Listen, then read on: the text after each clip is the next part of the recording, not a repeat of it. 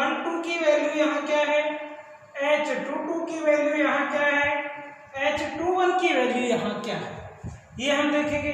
अब H11 की value कहाँ से देख सकते हैं, ये है, इसको HI लिखा है, तो del V1 upon del I1, del V1 upon del I1 लिख सकते हैं ना, del V1 upon del I1 लिख सकते हैं।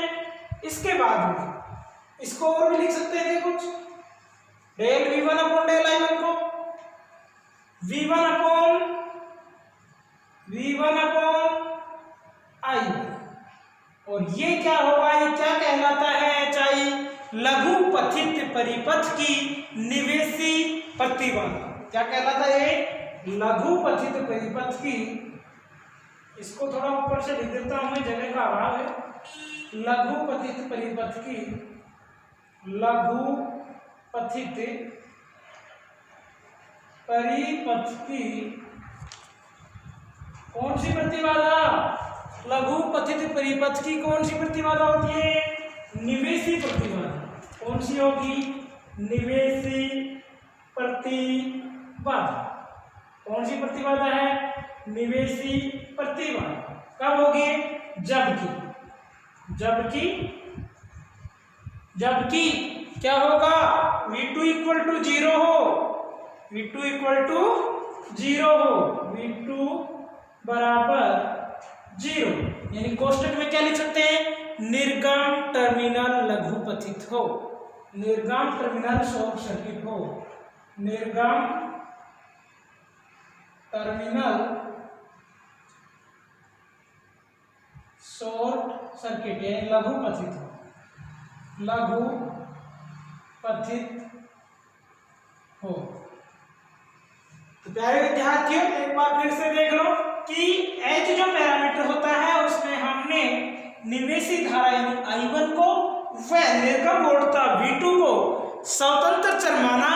उसके बाद में इनके मध्य जो व्यापक फलन संबंध होगा वो व्यापक फलन संबंध क्या होगा, V1 इक्वल टू Fi क्या यहाँ फलन है, यानी कि जैसे हमने F1 F2 F3 F4 तक पढ़ लिया है तो आगे का जो फलन है उसको F5 नाम दे दिया, ठीक है। तो इसमें कोई इश्यू नहीं होना चाहिए। F5 V1 है, I1 V2 को हमने क्या माना है, स्वतंत्र चर, तो इसको लिख दिया कोष्टक के अंदर। इसी प्रकार I2 F6 I1 V2, ठीक है, यहां तक किसी को दिक्कत हुई नहीं। उसके बाद इन दोनों इक्वेशंस का हम संपूर्ण अवकलन करते हैं, और संपूर्ण अवकलन कैसे करते हैं, मैथ में भी आपने काफी टाइम अध्ययन किया है इसका, और बीएससी पार्ट फर्स्ट ईयर की इलेक्ट्रोमैग्नेटिज्म फर्स्ट यूनिट में हमने पहले आंशिक अवकलज पढ़ा था और उसके बाद में संपूर्ण अवकलज निकाला था, वहां से भी इसको देख सकते हो आप। संपूर्ण अवकलन करेंगे तो dV1, ठीक है, किसके रेस्पेक्ट में हो रहा है यहाँ, I1 के, तो dV1 अपॉन यानी कि del V1 upon del I1 और dI1। इसी प्रकार dV1 है किसके रेस्पेक्ट में, डेल V2 के में, तो डेल V2 और dV2। इसी प्रकार del I2 equal to del I2 upon del I1 dot dI1 plus del I2 upon del V2 dot dV2। दोनों को इक्वेशन नंबर दे दिया। दोनों को इक्वेशन नंबर देने के बाद हम परिपथ में कम मान की प्रत्यावर्ती और ज्यावक्रीय संकेत लगाते हैं तो सरल रेखीय क्षेत्र में आंशिक अवकलज का मान नियत होता है और हम समीकरण को इस रूप में व्यक्त कर सकते हैं। इस रूप का मतलब V1 equal to HI I1 plus HR V2 V1 equal to HI I1 plus HR V2 I2 equal to HF I1 plus H0 V2। दोनों इक्वेशन नंबर हो गई। अब इसमें हमने जिस प्रकार से Z पैरामीटर में ZI Z0 ZR और ZF की वैल्यू याद की थी उसी प्रकार यहाँ हम H0 HR HI HF की वैल्यू याद करते हैं।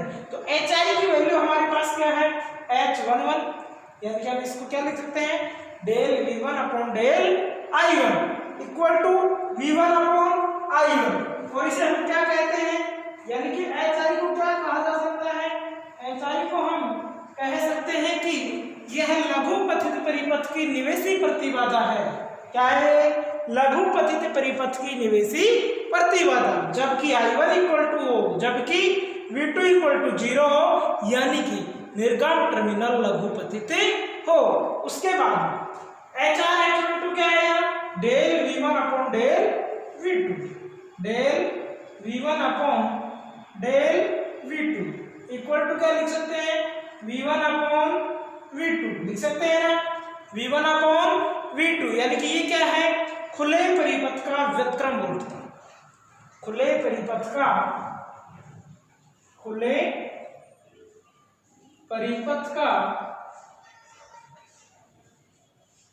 व्युत्क्रम वोल्टता अनुपात। जबकि क्या होगा,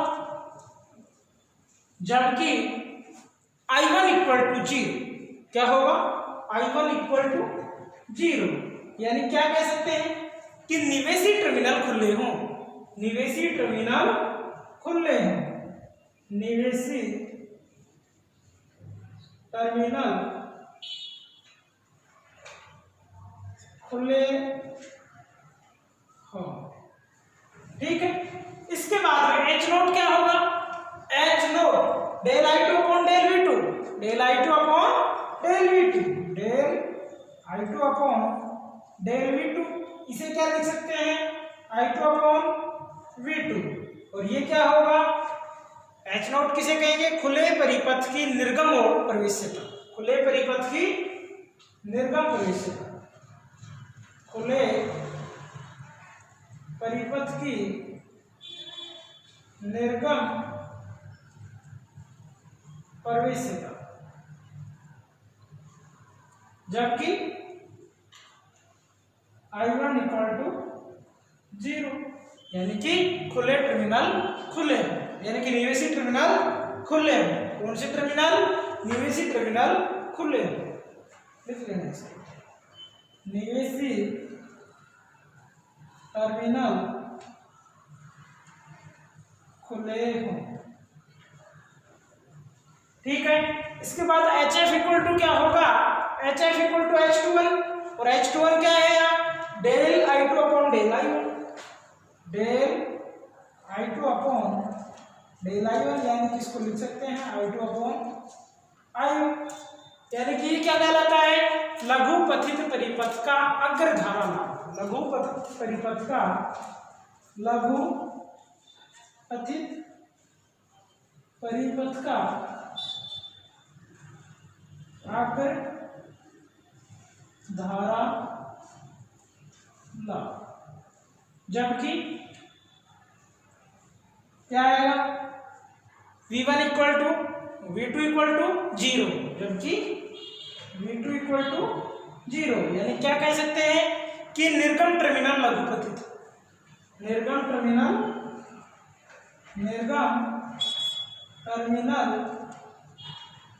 लघुपथित, निर्गम टर्मिनल लघुपथित। यहां तक कोई दिक्कत प्यारे विद्यार्थियों। अब जो ये उपरोक्त गुणांक होंगे, यानी कि उपरोक्त गुणांक कौन कौन से, H11, H12, H21, H22 क्या कहलाते हैं, चार टर्मिनल जालों के को, चार टर्मिनल जाल के H प्राचल कहते हैं, H प्राचल या संकर प्राचल कहते हैं। यहां तक कोई दिक्कत, H प्राचल या संकर प्राचल कहते हैं क्योंकि इन्हें परिभाषित करने के लिए खुले व लघुपथित दोनों प्रकार के समापनों का उपयोग किया जाता है, ठीक है। क्योंकि इन्हें परिभाषित करने के लिए खुले व लघुपथित दोनों प्रकार के समापनों का प्रयोग किया जाता है। अब समीकरण 17 और 18 को प्राचल के रूप में लिखें, तो समीकरण 17 और 18 को प्राचल के रूप में लिखेंगे तो क्या समीकरण बनेगी हमारी, समीकरण 17 और 18 को प्राचल के रूप में लिखने पर समीकरण 17 व 18 से प्राचल के रूप में कैसे लिखेंगे? V1 इक्वल टू क्या होगा? H11 V1 equal to H11 I1 plus H12 V2। ठीक है, इसी प्रकार दूसरी क्या है? I2। HF क्या है? H21 I1 plus H22 V2 लिख दिया। अब इसकी मैट्रिक्स फॉर्म के रूप में लिखने का समीकरण 19 समीकरण 20 समीकरण 19 व 20 को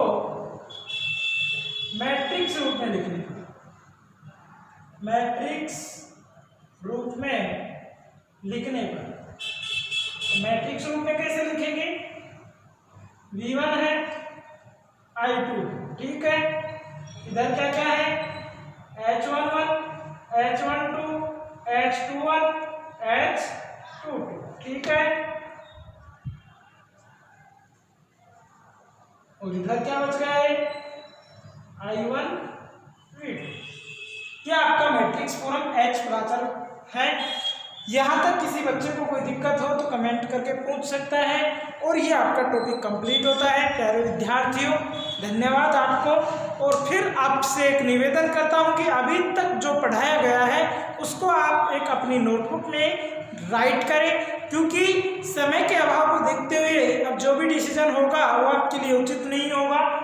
चाहे सिलेबस कम करेंगे तो भी आपको समस्या होगी, समय आपके पास रहा नहीं, यूनिवर्सिटी एग्जाम वो ही समय पे निर्धारित होंगे नेक्स्ट ईयर।